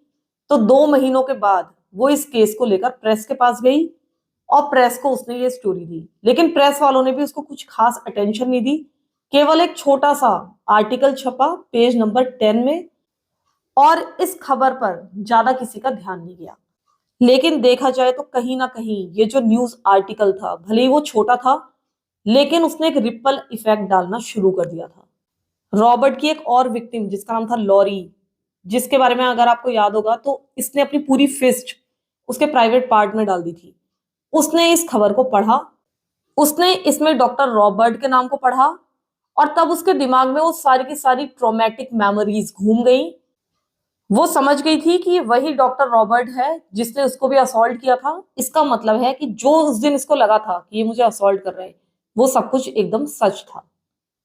इसने तुरंत ही लॉरी से कांटेक्ट किया। ये लोग एक बार फिर से पुलिस के पास गए, अपनी स्टोरी इसने भी वहां पर बताई। लेकिन इसके बाद दर्जनों विक्टिम्स ने यह आर्टिकल पढ़ लिया था, वो भी सामने आ गए थे और अब बहुत सारी महिलाएं खुलकर सामने आने लगी थी। अब क्योंकि इतनी सारी महिलाएं सामने आ गई थी तो इनको इग्नोर नहीं किया जा सकता था।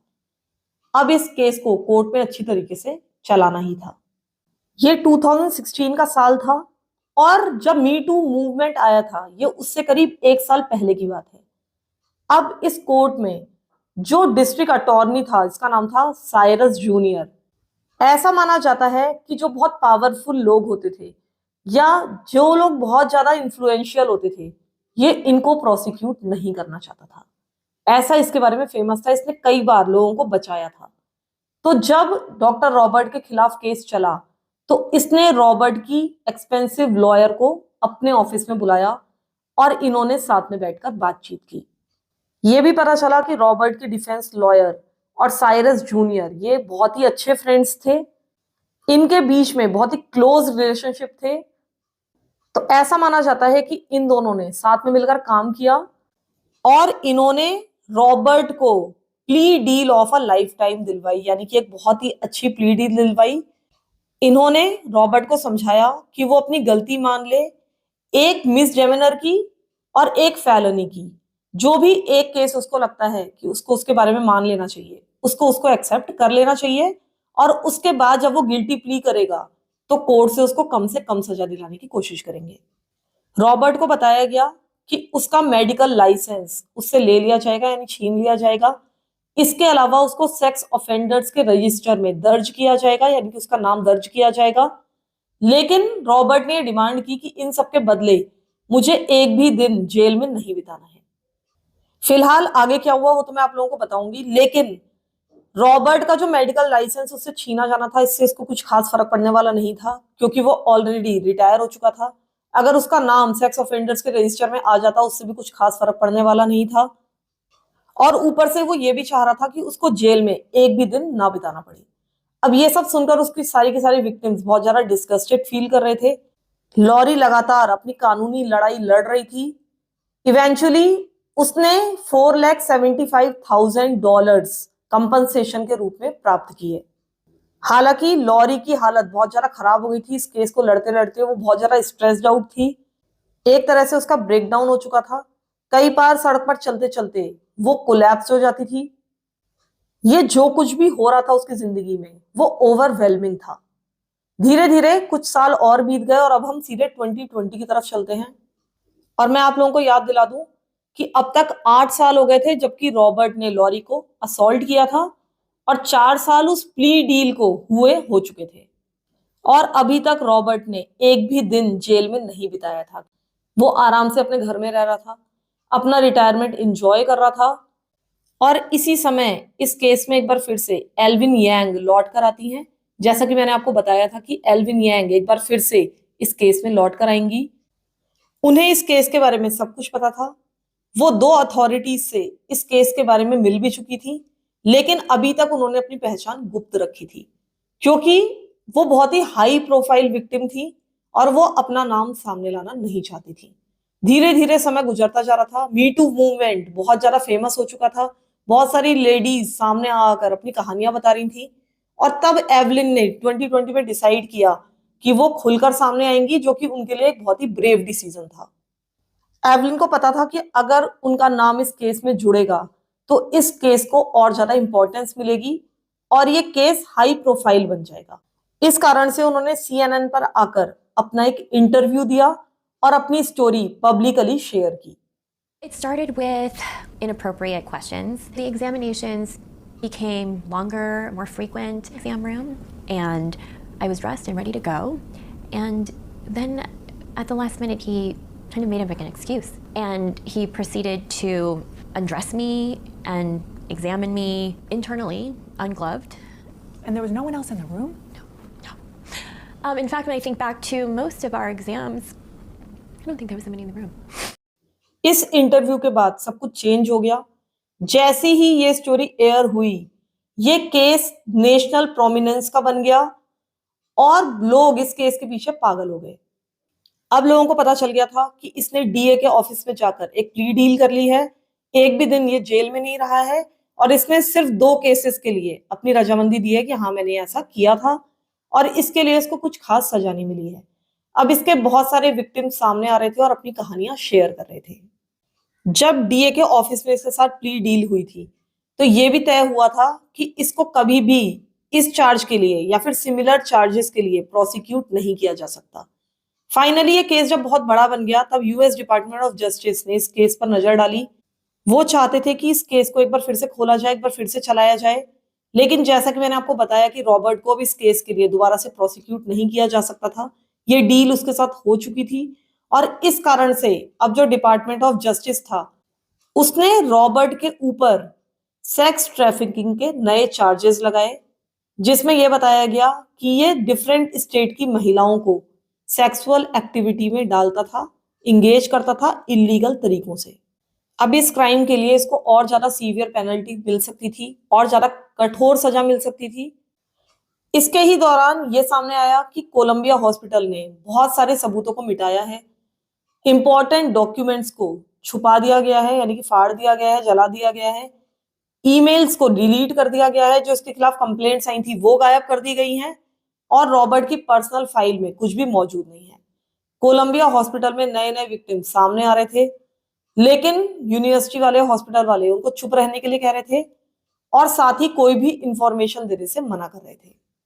बाद में कोलंबिया हॉस्पिटल के खिलाफ भी एक क्रिमिनल इन्वेस्टिगेशन चलाई गई और बाद में कोलंबिया यूनिवर्सिटी ने $230 मिलियन दिए 200 विक्टिम्स को कंपनसेशन के तौर पर। अंत में कोलंबिया यूनिवर्सिटी के किसी भी व्यक्ति को कभी भी चार्ज नहीं किया गया किसी भी क्राइम के लिए, उनको कभी भी कोई भी पनिशमेंट नहीं मिला। हालांकि इन लोगों ने पैसा दिया, लेकिन जितनी कठिन सजा, कितनी कठोर सजा इनको मिलनी चाहिए थी वो इनको नहीं मिली। डॉक्टर रॉबर्ट ने कभी कोई भी अपॉलॉजी नहीं दी, कभी भी कोई माफी नहीं मांगी, कभी भी अपनी गलती नहीं मानी। इसके बाद 2023 की शुरुआत में, यानी कि उसकी जब इनिशियल अरेस्ट हुई थी उसके 11 सालों के बाद, और जब उसने प्ली डील एक्सेप्ट की थी उसके करीब 7 सालों के बाद, अब रॉबर्ट के ऊपर फाइनली ट्रायल चलाया गया।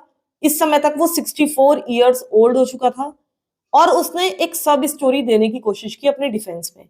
उसने कहा कि मुझे अपने घर लौटना है क्योंकि मैं अपने घर का प्राइमरी केयर गिवर हूं और मुझे अपने बच्चे की देखभाल करनी है, अपनी वाइफ की देखभाल करनी है और मुझे जेल में एक भी दिन नहीं बिताना चाहिए। लेकिन इसके बाद एक एक करके कोर्ट में इसके विक्टिम्स का आना शुरू हुआ। इन्होंने वहां आकर अपने स्टेटमेंट्स दिए और इनको वहां पर प्रॉपरली सुना गया। जो भी टेस्टिमनी इन्होंने कोर्ट में दी वो बहुत ज्यादा हॉरिफाइंग थी और ये जो सारी बातें मैंने आपको बताई हैं इस केस की, ये ज्यादातर इन्हीं टेस्टिमनीज पर आधारित हैं। फाइनली कोर्ट ने माना कि ये जितने भी चार्जेस रॉबर्ट के ऊपर लगाए गए हैं वो उन सब के लिए गिल्टी है और उसके बाद बताया गया कि कुछ हफ्तों के बाद इसको सजा सुनाई जाएगी। इसके बाद इसको प्रिजन में भेज दिया गया। कुछ हफ्तों के बाद ये एक बार फिर से कोर्ट लौटा सेंटेंसिंग हियरिंग के लिए। अब यहाँ पर इसको मैक्सिमम पनिशमेंट की सजा सुनाई गई जो कि थी 20 इयर्स इन प्रिजन की। जो कि इस तरह के केसेस के लिए मैक्सिमम थी। लेकिन इसको 20 इयर्स इन प्रिजन की सजा टोटल नहीं सुनाई गई, बल्कि हर एक व्यक्ति के लिए, जितने भी इसके विक्टिम्स थे, हर एक विक्टिम के लिए 20 इयर्स इन प्रिजन की सजा इसको काटनी थी। लेकिन ये सारी की सारी सजाएं कॉन्करेंटली चलनी थी, यानी कि साथ साथ चलनी थी। लेकिन इसकी एज को देखते हुए निश्चित है कि शायद ये कभी भी जेल से बाहर नहीं निकल पाएगा। हालांकि रॉबर्ट तो जेल में है, लेकिन अभी भी इस केस के बारे में बहुत सारे सब केसेस आ रहे हैं, अभी भी इसके विक्टिम्स लगातार सामने आ रहे हैं। कुछ विक्टिम्स कॉम्पनसेशन क्लेम करने का ट्राई कर रहे हैं और अभी तक टोटल 300 विक्टिम्स सामने आ चुके हैं। लेकिन ऐसा माना जाता है कि इसके विक्टिम्स की संख्या हजारों में होंगी और धीरे धीरे शायद सारे विक्टिम्स एक एक करके सामने आएंगे। तो फिलहाल के लिए इतना ही, ये कहानी यहीं पर खत्म होती है। कहने में तो अजीब सा लग रहा है, लेकिन फिर भी वीडियो को लाइक कर दीजिएगा, क्योंकि ये कहानी भले ही बहुत ज्यादा ऑकवर्ड थी आप लोगों को सुनाने के लिए, लेकिन कहीं ना कहीं जरूरी भी थी और इसमें काफी मेहनत भी लगी है। तो आप लोग मुझे बताइएगा कि क्या इस तरह से लॉन्ग स्टोरीज में आपके लिए लाती रहूं, यानी कि कोई स्टोरी लॉन्ग भी हो जाए तो मैं उसको एक ही पार्ट में सुनाऊं, या फिर आपको क्या लगता है कि पहले वाला तरीका ही ठीक था। तो आप लोग प्लीज मुझे जरूर बताइएगा। हर संडे मैं इसी तरह से आपके लिए एक इंटरेस्टिंग स्टोरी लाती रहूंगी। तब तक के लिए मेरे दूसरे चैनल को भी सब्सक्राइब कर लीजिए, क्योंकि वहां पर भी अब हर वीक एक एक स्टोरी आती रहेगी लगातार। तो एक स्टोरी यहाँ और एक स्टोरी वहां मैं लाती रहूंगी, इसीलिए दूसरे चैनल को भी सब्सक्राइब कर लीजिए। Thank you so much for listening to my stories. Thank you so much.